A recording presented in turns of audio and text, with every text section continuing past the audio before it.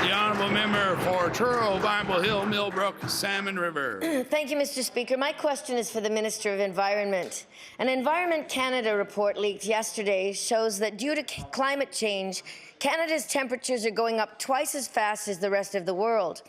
This report says that if we stay on the track we're on now, we'll have storms like Hurricane Juan every second year. The report concludes that Canada needs a dramatic reduction in greenhouse gas emissions immediately, that this is urgent. But this government has chosen a target that slows down the pace of our reductions. And Mr. Speaker, that's like watching a house on fire but turning down the fire hoses. So I'd like to ask the minister, given the findings by Environment Canada, in all honesty, does she not regret her government's choice to slow down our emissions reductions? The Honourable Minister of the Environment. Thank you, Mr. Speaker. I'd like to thank the honourable member for that question. It certainly was alarming to hear that statistical information yesterday. We know that they say just in the last few years our temperatures have risen by 1.7 degrees. I believe it's been just in the last few years. But I am glad to report that Nova Scotia is a leader in reducing greenhouse gases. You know, we have reduced greenhouse gas emissions by 30%. Actually, it's more like 32, 33% now, below the 2005 levels. We have made the most aggressive commitment across this country of 45 to 50%, a goal by the year 2030.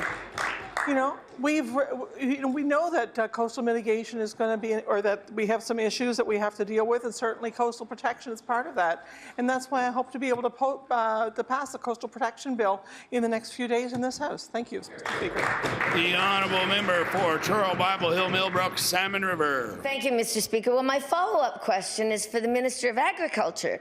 Sea level around the Bay of Fundy has already gone up 40 centimetres, and it will go up even faster in the next 10 years. The Isthmus of Chignecto has almost flooded twice in the last decade, and fiercer storms are on the way. If the next hurricane hits at high tide, projections show that the Trans-Canada will be flooded up to our car windows and flood right into Amherst. And the minister told me in budget estimates that he's partnering on a study to figure out what to do about this, but the study might not be done for another 18 months. As David Cogan, mayor of Amherst, says, if I were in charge of it, it would be underway now. I'll table that, Mr. Speaker. So will the minister please tell us, the agricultural minister tell us, why the request for proposal has not been issued yet, and will he commit to starting preparations now so that work can get started as soon as the study is done? The Honourable Minister of Agriculture. Thank you very much for the member's question. Indeed, we're doing a tremendous amount of work around the dikes in the province, and we have a $50 million project underway now. We described it very early in estimates.